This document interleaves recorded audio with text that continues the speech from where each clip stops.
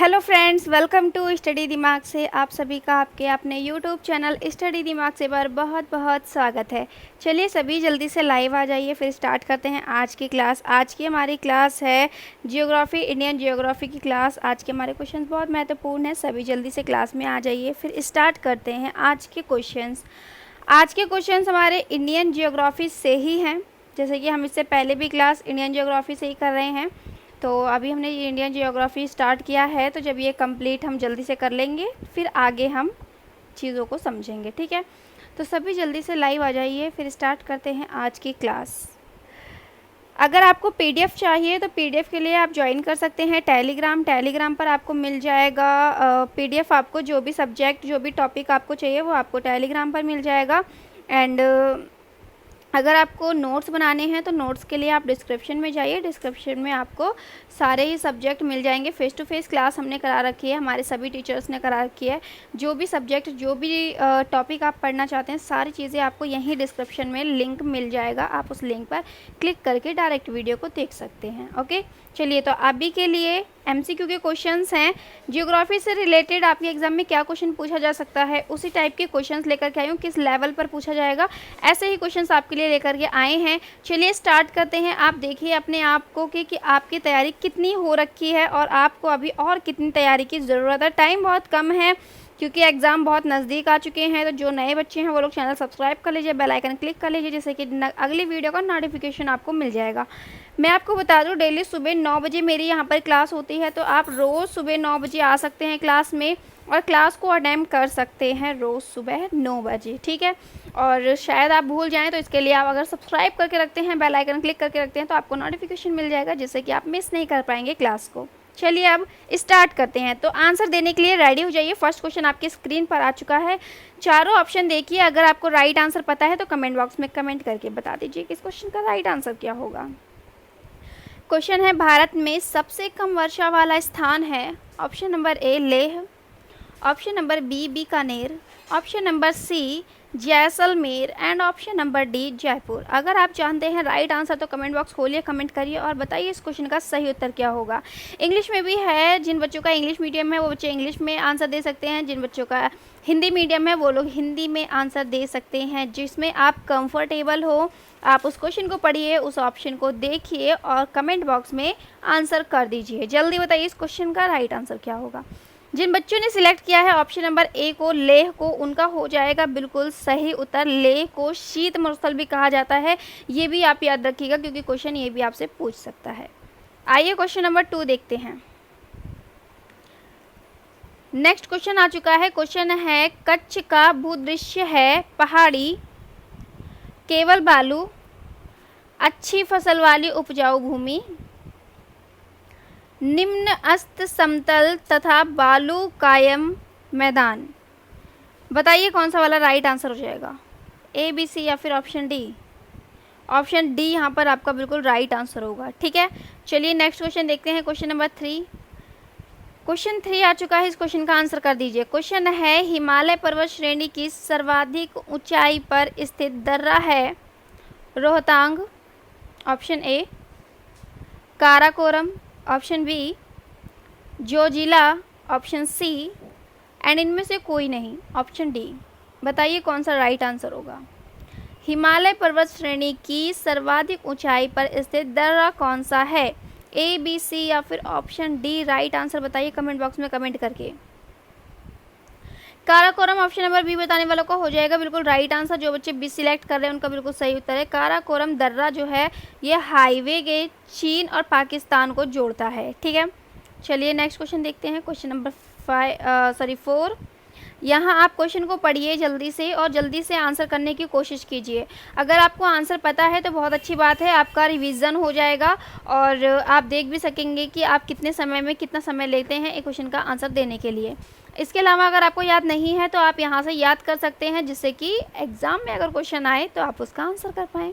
इसलिए ज़रूरी है कि आप सारे क्वेश्चंस को अटैम्प्ट करें। पॉलिटी के मैंने आपको ऑलरेडी सारे एमसीक्यू और यहाँ तक कि टॉपिक भी सब कुछ क्लियर करा दिया है। हिस्ट्री के सारे एमसीक्यू आपके पास पहुँच चुके हैं। टॉपिक कुछ रह गए हैं जो आपको करा दिए जाएंगे और कुछ मैंने करा दिए हैं, कुछ पंकज सर ने कंप्लीट करा दिए हैं, ठीक है। और इसके अलावा भी ज्योग्राफी के एमसीक्यू के क्वेश्चंस चल रहे हैं, इन्हें कंप्लीट करते हैं, इसके बाद मैं आपको नोट्स दूंगी, ठीक है। लेकिन ज़्यादा ज़रूरी है कि आप क्वेश्चंस पहले देख लें, क्वेश्चंस किस लेवल के आ रहे हैं ये आपके लिए जानना बहुत ज़रूरी है। चलिए बताइए इस क्वेश्चन का राइट आंसर क्या होगा। भारत की सबसे बड़ी सुरंग जवाहर सुरंग किस राज्य में अवस्थित है? हिमाचल प्रदेश, राजस्थान, जम्मू कश्मीर या फिर पश्चिम बंगाल? राइट आंसर हो जाएगा Jammu Kashmir, option number C इसका सही उत्तर होगा। चलिए क्वेश्चन नंबर 5 देखिए। 5 है, पूर्वी और पश्चिमी घाट कहाँ मिलते हैं? महादेव पहाड़ी, option number A, mount Abu, option number B, Mahabaleshwar, option number C, and Nilgiri पहाड़ी, ऑप्शन नंबर डी। जल्दी अपना आंसर बता दीजिए, फिर मैं आपको आंसर बताऊं तो चेक कर लीजिएगा आपने राइट बताया है या रॉन्ग बताया है। पूर्वी और पश्चिमी घाट कहाँ मिलते हैं? तो जो बच्चे यहाँ पर सिलेक्ट कर रहे हैं ऑप्शन नंबर डी, उनका हो जाएगा राइट आंसर। नीलगिरी पहाड़ी बताने वालों का बिल्कुल सही उत्तर हो जाएगा।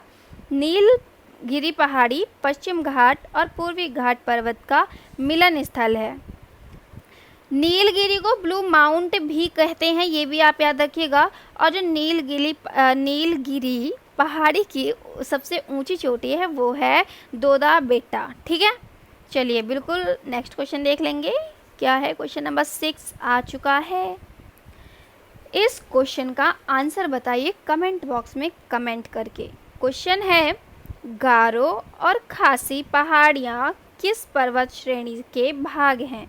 Option A Satpura, option B Himalaya, option C पश्चिम घाट एंड ऑप्शन डी पूर्वी घाट। एक बार और मैं क्वेश्चन पढ़ रही हूँ, तब तक आप अपना आंसर कमेंट बॉक्स में कमेंट कर दीजिए। गारो और खासी पहाड़ियाँ किस पर्वत श्रेणी के भाग हैं? जिन बच्चों ने हिमालय को सिलेक्ट कर लिया है उनका हो जाएगा right answer option B select करने वालों का। गारो खासी ये जो हैं ये हिमालय के ही भाग हैं, जिसे कि पूर्वांचल की पहाड़ी भी कहते हैं, ये भी आप याद रख लीजिएगा। क्वेश्चन नंबर 7, इसका आंसर कमेंट बॉक्स में कमेंट कर दीजिए। क्वेश्चन है, विश्व की कुल जनसंख्या का कितना प्रतिशत भारत में है? कितना अच्छा और कितना आसान क्वेश्चन पूछा है आपसे, बताइए। पूरे विश्व की कुल जनसंख्या का कितना भाग भारत में है? ऑप्शन है 22%, ऑप्शन है 12% एंड 50% और 18%। राइट आंसर याद रखिएगा डी होगा 18%, ठीक है। भारत की जनसंख्या विश्व की कुल जनसंख्या का 17.5 है, ये याद रखिएगा 5%। और आप मैच करेंगे, अगर आपको ऑप्शन में डायरेक्ट ये चीज़ ना दे रखा हो तो इससे इसके सबसे करीब जो हो तो वो है आपका 18%, ठीक है। ये बिल्कुल राइट आंसर हो जाएगा। 17.5 का मतलब हो जाएगा यही, ठीक है। चलिए आगे बढ़ते हैं क्वेश्चन नंबर 8 की तरफ। ये है क्वेश्चन कि ऑपरेशन फ्लड संबंधित है ऑप्शन ए तिलहन से, ऑप्शन बी दूर से, ऑप्शन सी अनाज उत्पादन से, ऑप्शन डी ये आपका दूध होगा, ठीक है, मिल्क। ऑप्शन जो बी है ये मिल्क होगा एंड ऑप्शन डी है आपका दावत वाराणसी। ए बी सी या फिर ऑप्शन डी, बताइए क्या होगा इस क्वेश्चन का राइट आंसर। डी तो नहीं होगा, अभी आपके पास 3 ऑप्शन बचे, ए बी सी, बताइए इनमें से राइट आंसर कौन सा होगा। अनाज उत्पादन, दूध, तिलहन।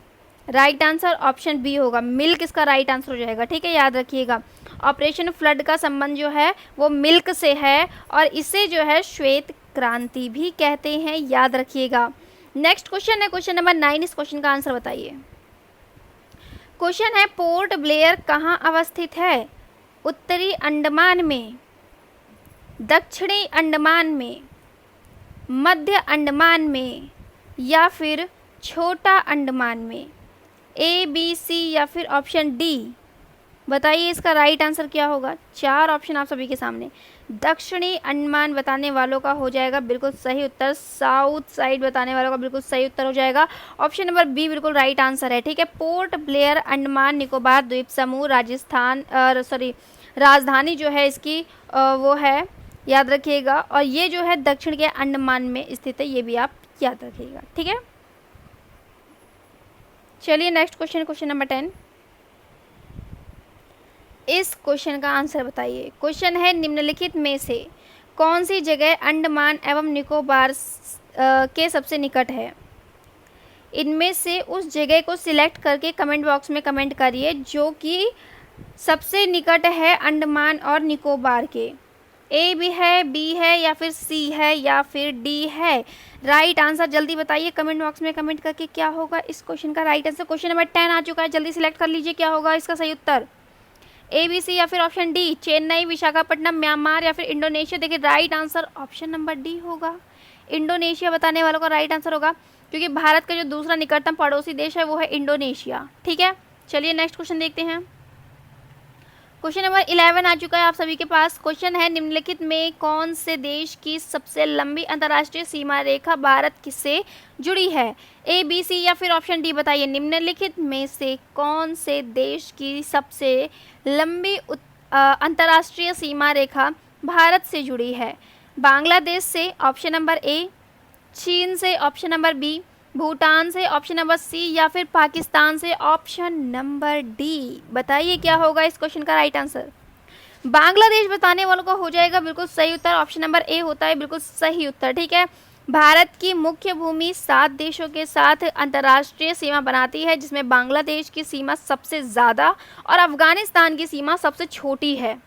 बांग्लादेश अफगानिस्तान के अलावा हम बात करें तो चीन, पाकिस्तान, नेपाल, म्यांमार और भूटान के साथ भी सीमाएं बनाती है। ठीक है, चलिए अगला क्वेश्चन देख लेते हैं। क्वेश्चन नंबर 12 आप सभी के पास है। क्वेश्चन है कोंकण रेलवे किस पर्वत श्रेणी से होकर गुजरती है। Option A western Ghat, option B eastern Ghat, option C Aravalli Ghat और ऑप्शन डी नीलगिरी पहाड़ियाँ। ए, बी, सी या फिर ऑप्शन डी बताइए इस क्वेश्चन का सही उत्तर क्या होगा। कोंकण रेलवे किस पर्वत श्रेणी से होकर के गुजरती है। वेस्टर्न घाट ऑप्शन ए बताने वालों का बिल्कुल सही उत्तर हो जाएगा, याद रखिएगा। कोंकण रेलवे पश्चिम घाट पर्वत श्रेणी से होकर के गुजरती है। ये जो है 760 किलोमीटर लंबे जलमार्ग हैं। ठीक है, चलिए नेक्स्ट क्वेश्चन देखते हैं। क्वेश्चन नंबर 13 इस क्वेश्चन का आंसर बताइए। सभी आंसर कर दीजिए, साथ में क्लास को भी शेयर कर दीजिए, और जो नए बच्चे हमारे साथ जुड़ रहे हैं उनका बहुत बहुत स्वागत है स्टडी दिमाग से पर।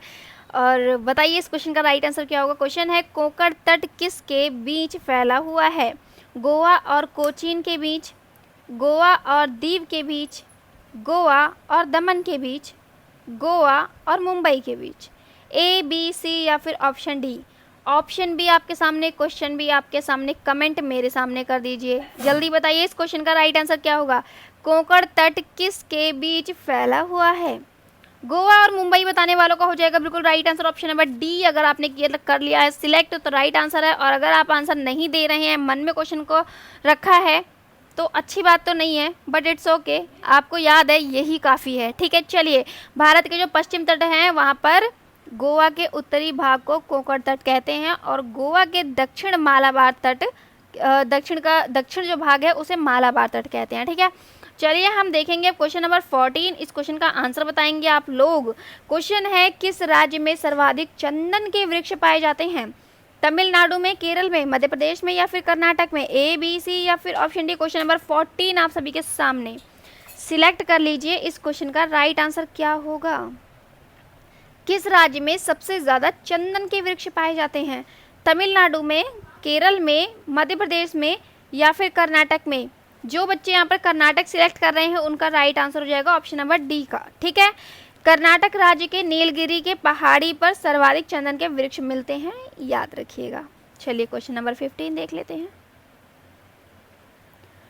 15 आ चुका है आप सभी के पास। क्वेश्चन है भारतीय क्षेत्र का सबसे ऊंचा पर्वत शिखर कौन सा है। Option A Mount Everest, option number B Nanda Devi, option number C Kanchenjunga and option number D Mount Kailash. A, B, C या फिर ऑप्शन डी। बताइए इस क्वेश्चन का राइट आंसर क्या होगा। भारतीय क्षेत्र का सबसे ऊंचा पर्वत शिखर कौन सा है। क्वेश्चन नंबर 15, 4 ऑप्शन आप सभी के सामने, सिलेक्ट कर लीजिए राइट आंसर और कमेंट बॉक्स में कमेंट कर दीजिए। कंचनजंगा बताने वालों का हो जाएगा right answer option number C. जो लोग सिलेक्ट कर रहे हैं उनका बिल्कुल सही उत्तर हो जाएगा भारत क्षेत्र का जो हिमालय की सबसे ऊंची पर्वत शिखर कंचनजंगा है। शिखर पूछा है आपसे, सबसे ऊंची पर्वत शिखर कंचनजंगा है। और इसकी ऊंचाई की हम बात करें, ऊंचाई की हम बात कर रहे हैं, ठीक है, इसकी ऊंचाई की बात करें तो 8,598 मीटर इसकी ऊंचाई है। और ये जो है सिक्किम में है, ये भी आप याद रखिएगा। अगर हम माउंट एवरेस्ट की बात करें तो माउंट एवरेस्ट जो है ये हिमालय की सबसे ऊंची चोटी है। दोनों में डिफरेंस याद रखिएगा, ये सबसे ऊंची चोटी है और इसकी जो ऊंचाई है, इसकी ऊंचाई है, हमने कल ही बताया था आपको 8,848 मीटर। कल के जो क्वेश्चन हमने किए थे उसमें भी ये क्वेश्चन आपको मैंने क्लियर कर दिया था, ठीक है। सेम क्वेश्चन नहीं था, ये वाली बात मैंने आपको क्लियर करी थी, ठीक है, माउंट एवरेस्ट के बारे में। चलिए बिल्कुल नेक्स्ट क्वेश्चन की तरफ बढ़ लेते हैं, और ये नेपाल में है, याद रखिएगा, ठीक है। चलिए नेक्स्ट क्वेश्चन है क्वेश्चन नंबर 16। इस क्वेश्चन का आंसर बताइए। क्वेश्चन है सतपुड़ा पर्वत श्रृंखला कहाँ है? ऑप्शन ए झारखंड में, ऑप्शन बी मध्य प्रदेश में, ऑप्शन सी राजस्थान में, या फिर ऑप्शन डी असम में। चारों ही राज्य भारत के हैं, क्योंकि हम पढ़ रहे हैं भारत का भूगोल, इंडियन ज्योग्राफी पढ़ रहे हैं, तो ऑप्शन आपके पास ये इंडिया से ही आएंगे, ठीक है। चलिए तो बताइए इस क्वेश्चन का राइट आंसर क्या होगा, चारों में से सिलेक्ट कर लीजिए। राइट आंसर क्या होगा? क्वेश्चन है सतपुड़ा पर्वत श्रृंखला कहाँ पर है? ऑप्शन ए, बी, सी या फिर ऑप्शन डी। जिन बच्चों ने सिलेक्ट किया है ऑप्शन नंबर बी को, मध्य प्रदेश, उनका हो जाएगा बिल्कुल right answer. Option number B बताने वालों का बिल्कुल सही उत्तर हो चुका है। मध्य प्रदेश में सतपुड़ा पर्वत श्रृंखला नर्मदा नदी के दक्षिण में है और सतपुड़ा के दक्षिण में ताप्ती नदी बहती है, ये भी आप याद रख लीजिएगा। चलिए बढ़ते हैं इसी के साथ अगले क्वेश्चन की तरफ। क्वेश्चन नंबर 17, बताइए कि इस क्वेश्चन का सही उत्तर क्या होगा। क्वेश्चन है उत्तर पश्चिम का पर्वत कौन है? ऑप्शन है आपके सामने ए विंध्याचल, दूसरा ऑप्शन है अरावली, तीसरा ऑप्शन है हिंदू कुश एंड चौथा ऑप्शन है सतपुड़ा।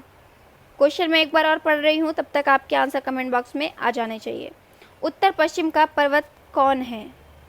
विंध्याचल बताने वालों का हो जाएगा बिल्कुल right answer. Option A select जिन्होंने किया है उनका बिल्कुल सही उत्तर होगा।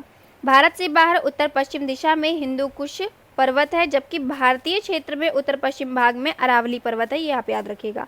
और विंध्याचल पर्वत की बात करें तो विंध्याचल पर्वत भारत को दो भागों में बांटता है, एक तो उत्तर भारत, दूसरा है प्रायद्वीपीय भारत में, ठीक है। कुछ इंपॉर्टेंट फैक्ट आपको याद रखने हैं आपके एग्जाम के लिए। क्वेश्चन नंबर 18 आ चुका है, इस क्वेश्चन का आंसर बताइए। जो नए बच्चे हैं उन लोग का बहुत बहुत स्वागत है, और अगर आपको क्लास अच्छी लग रही है तो प्लीज़ लाइक ज़रूर कीजिएगा और चैनल को सब्सक्राइब कर लीजिएगा, जिससे कि अगली वीडियो का नोटिफिकेशन आपको टाइम टू टाइम मिल जाएगा। अगर आपको नहीं पता है तो मैं एक बार आपके लिए बता दूं कि डेली सुबह 9 बजे मेरी क्लास होती है। यहाँ पर आप डेली सुबह 9 बजे आ सकते हैं और क्लास अटेम्प्ट कर सकते हैं। इसके अलावा अगर आप चैनल को सब्सक्राइब करके रखते हैं, बेल आइकन क्लिक करके रखते हैं, तो आपको खुद ब खुद नोटिफिकेशन मिल जाएगा। मैं यहाँ पर आपको लाइव क्लास लेकर के आ रही हूँ, जहाँ पर मैं आपको MCQ के क्वेश्चंस दे रही हूँ। और इसके अलावा अगर आप वीडियो देखना चाहते हैं तो डिस्क्रिप्शन में जाइए, डिस्क्रिप्शन में आपको सारे ही लिंक मिल जाएंगे, सारे ही टीचर्स के। संदीप सर की रीजनिंग मिल जाएगी, और पूजा मैम की कंप्यूटर क्लास मिल जाएगी, राजेंद्र सर की इंग्लिश मिल जाएगी, और अंकित सर की इकोनॉमिक की क्लास और करंट अफेयर्स की क्लास मिल जाएगी, मेरी पॉलिटी और हिस्ट्री की क्लास मिल जाएगी। पंकज सर ने भी हिस्ट्री आपको कंप्लीट करा दी है। जो आप पढ़ना चाहते हैं सारे ही टॉपिक आपको करा रखे हैं, आप नोट्स बना सकते हैं। डिस्क्रिप्शन में आपको लिंक मिल जाएगा जहां हमने आपको फेस टू फेस क्लास दे रखी है, ठीक है। अगर आप नए हैं, आपको नहीं मालूम है, तो ज़रूर जाइए डिस्क्रिप्शन में और लिंक पर क्लिक कर लीजिए और उन टॉपिक को आप पढ़ सकते हैं। यहाँ पर हम MCQ के क्वेश्चन देख रहे हैं, ताकि आपके जो एग्ज़ाम में क्वेश्चन पूछे जाते हैं कहाँ से पूछ सकता है, कैसे पूछ सकता है, किस लेवल का पूछ सकता है, ये जानने के लिए हम आपके लिए MCQ लेकर के आए हैं, ठीक है। काफ़ी बच्चे को डिमांड थी कि मैम एग्ज़ाम नज़दीक हैं, तो अभी आप क्वेश्चन हमें करवा दीजिए कि कौन कौन से क्वेश्चन एग्ज़ाम में आ सकते हैं, उस टाइप के आप क्वेश्चन हमारे लिए लेकर गए। इसलिए मैंने भी सोचा कि MCQ के क्वेश्चन हम कर लेते हैं, ठीक है।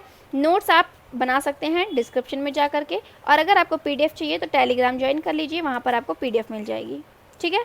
चलिए देखते हैं किन किन बच्चों का आंसर यहाँ पर आ चुका है।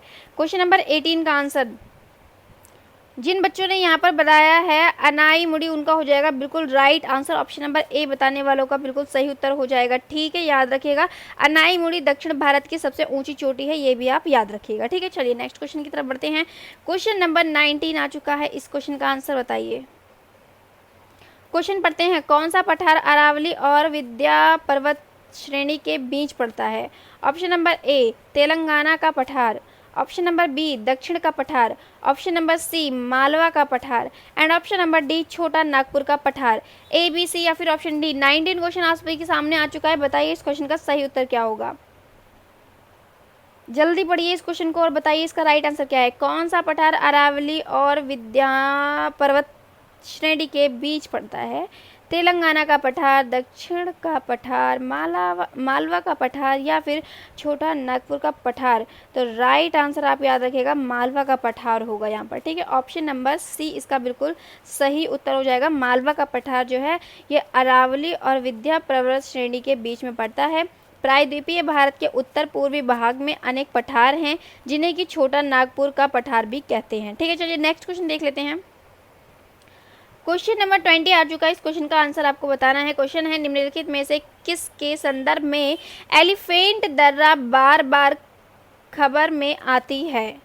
ये बताइए आप कौन सा वो दर्रा है जिससे कि एलिफेंट दर्रा है जो कि बार बार खबर में आता रहता है? ए बी सी या फिर ऑप्शन डी। 4 ऑप्शन आप सभी के सामने। बताइए निम्नलिखित में से किसके संदर्भ में एलिफेंट दर्रा बार बार खबर में आता है? ऑप्शन एक बार मैं पढ़ देती हूँ। बांग्लादेश, चीन, Pakistan and Sri Lanka. Right answer यहाँ पर आपका श्रीलंका हो जाएगा, ऑप्शन नंबर डी, ठीक है। एलिफेंट दर्रा श्रीलंका में है। हैजा उत्तरी श्रीलंका को जाफना द्वीप से जोड़ता है। नेक्स्ट क्वेश्चन देखेंगे, क्वेश्चन नंबर 21। क्वेश्चन आ चुका है आप सभी की स्क्रीन पर। इस क्वेश्चन को पढ़िए और बताइए इस क्वेश्चन का राइट आंसर क्या होगा। क्वेश्चन है भारत में सबसे कम आबादी वाला राज्य कौन सा है?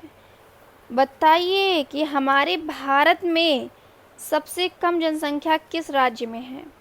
गोवा में, सिक्किम में, मणिपुर में या फिर अरुणाचल प्रदेश में?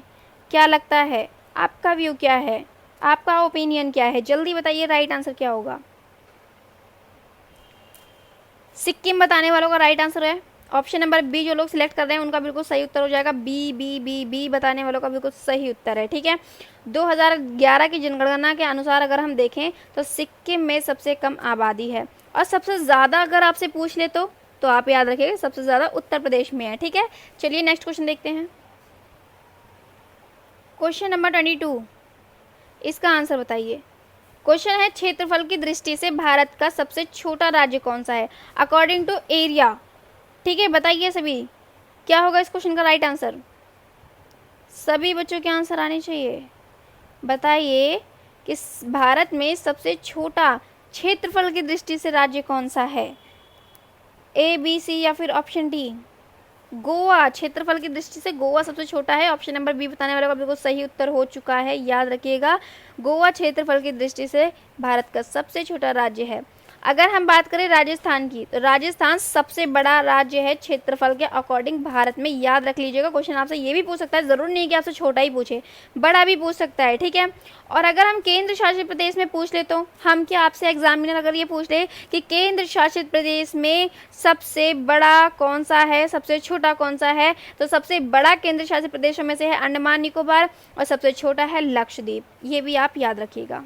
चलिए बढ़ते हैं क्वेश्चन नंबर 23 की तरफ। क्वेश्चन नंबर 23 है त्रिपुरा भारत की किस दिशा में पड़ता है? उत्तर साइड में, दक्षिण साइड में, पूरब साइड में या फिर पश्चिम साइड में? सॉरी दक्षिण पूर्व लिखा हुआ है, ठीक है। उत्तर पूर्व साइड में या फिर दक्षिण पूर्व साइड में? ऑप्शन ए उत्तर, ऑप्शन बी दक्षिण, ऑप्शन सी उत्तर पूर्व, ऑप्शन डी दक्षिण पूर्व। राइट आंसर बताइए, सभी के आंसर आने चाहिए। ए बी सी या फिर ऑप्शन डी, सिलेक्ट करिए राइट आंसर क्या होगा। बिल्कुल ऑप्शन नंबर सी बताने वाला को हो जाएगा बिल्कुल राइट आंसर। उत्तर पूर्व नॉर्थ ईस्ट की साइड में पड़ता है हमारा त्रिपुरा, ठीक है। साथ में ये 7 सिस्टर्स है, ये भी आप याद रखिएगा, ठीक है। बिल्कुल 7 सिस्टर्स में आता है, याद रखिएगा। चलिए वेरी गुड, बहुत अच्छे। और यहाँ से कर्क रेखा भी होकर के गुजरती है, ये भी आप याद रखिएगा, ठीक है। चलिए नेक्स्ट क्वेश्चन देखते हैं। कर्क रेखा पूरा 8 से होकर के गुजरती है जिसमें हमारा त्रिपुरा भी आता है। नेक्स्ट क्वेश्चन आ चुका है, इस क्वेश्चन का आंसर बताइए। क्वेश्चन है सबसे लंबी तटीय रेखा वाला राज्य कौन सा है? ऑप्शन ए है गुजरात, ऑप्शन बी है आंध्र प्रदेश, ऑप्शन सी है पश्चिम बंगाल, ऑप्शन डी है कर्नाटक। क्वेश्चन एक बार और पढ़ रही हूँ, तब तक आप लोग कमेंट बॉक्स में कमेंट करके अपना आंसर दीजिए, अपना व्यू दीजिए, अपना ओपिनियन दीजिए। सबसे लंबी तटीय रेखा वाला राज्य कौन सा है? गुजरात, आंध्र प्रदेश, पश्चिम बंगाल, कर्नाटक। गुजरात बताने वालों का हो जाएगा बिल्कुल राइट आंसर ऑप्शन नंबर ए जिन्होंने सिलेक्ट किया है। गुजरात सबसे लंबी तटरेखा वाला राज्य है। गुजरात की जो तट रेखा है इसकी लंबाई 1663 किलोमीटर है, ये आप याद रखिएगा। आइए बढ़ते हैं आज के हमारे आखिरी क्वेश्चन की तरफ। आज का हमारा लास्ट क्वेश्चन है, इस क्वेश्चन का आंसर सभी को बता दीजिए। क्वेश्चन है क्षेत्रफल की दृष्टि से भारत का दूसरा सबसे बड़ा राज्य कौन सा है? आज का हमारा लास्ट क्वेश्चन है, फिर मिलेंगे हम कल की क्लास में। कल सुबह 9 बजे आप सभी को क्लास में आ जाना है, ठीक है। जिन नए बच्चे हैं, जो लोग जिन्होंने अब तक हमारे चैनल को सब्सक्राइब नहीं किया है, प्लीज़ चैनल को सब्सक्राइब कर लीजिए, इससे आपको नोटिफिकेशन मिल जाएगा अगली क्लास का, ठीक है। साथ में बेल आइकन क्लिक कर लीजिएगा जिससे कि आपको नोटिफिकेशन कल मिल जाएगा जैसे ही मेरी क्लास स्टार्ट होगी। ओके, चलिए इस क्वेश्चन का आंसर बताइए। क्षेत्रफल की दृष्टि से भारत का दूसरा सबसे बड़ा राज्य कौन सा है? महाराष्ट्र, मध्य प्रदेश, उत्तर प्रदेश या फिर राजस्थान? राइट आंसर होगा, याद रखिएगा, Madhya Pradesh. Option number B बिल्कुल सही उत्तर हो जाएगा, याद रख लीजिएगा, ठीक है। चलिए वेरी गुड। क्षेत्रफल की दृष्टि से सबसे बड़ा पूछे तो आपका राजस्थान हो जाएगा, दूसरे नंबर पर पूछे तो मध्य प्रदेश हो जाएगा, ठीक है। चलिए, तो बहुत अच्छा लगा आप लोगों के साथ इतना टाइम दे करके। ऐसे ही डेली क्लास में आ जाया कीजिए और क्लास अटेम्प्ट कर लिया कीजिए एंड साथ में क्लास को शेयर कर दिया कीजिए। जो भी बच्चे एग्ज़ाम की तैयारी कर रहे हैं, आपके फ्रेंड्स, आपके रिश्तेदार या जो कोई भी आपकी जानकारी में जिन्हें कोचिंग नहीं मिल पा रही है, क्योंकि आपको पता है कि ये कोविड-19 के कारण कोचिंग नहीं खुल रही हैं, जिस कारण से बच्चे कोचिंग नहीं जा पा रहे हैं, अपने एग्ज़ाम की तैयारी नहीं कर पा रहे हैं। घर बैठे आप लोग ऑनलाइन तैयारी कर सकते हैं। स्टडी दिमाग से का चैनल आपको सर्च करना है, उसे सब्सक्राइब करना है, बेल आइकन क्लिक करना है और जो भी क्लास आए आपको हर एक क्लास को अटेम्प्ट करना है। इसके अलावा आप नोट्स भी बना सकते हैं। हमने ऑलरेडी आपको पहले भी काफ़ी कुछ दे रखा है इस चैनल पर, तो आप डिस्क्रिप्शन में जा सकते हैं, वहाँ पर वीडियोस में जा कर के आप देख सकते हैं। आपको सारे ही सब्जेक्ट, सारे ही टॉपिक ऑलरेडी क्लियर करा दिए गए हैं, तो आप अपने एग्ज़ाम की तैयारी यहाँ बैठ कर के आराम से कर सकते हैं घर बैठे बैठे, ठीक है। बस आपको थोड़ा सा टाइम देना है, टाइम दीजिए और अच्छे से पढ़ाई कीजिए। चलिए, तो फिर इसी के साथ मिलते हैं नेक्स्ट क्लास में। तब तक के लिए देखते रहिए, पढ़ते रहिए और करते रहिए स्टडी दिमाग से। और चैनल को सब्सक्राइब कर लीजिएगा, बेल आइकन क्लिक कर लीजिएगा। PDF चाहिए तो आप टेलीग्राम ज्वाइन कर लीजिएगा। चलिए, थैंक यू सो मच।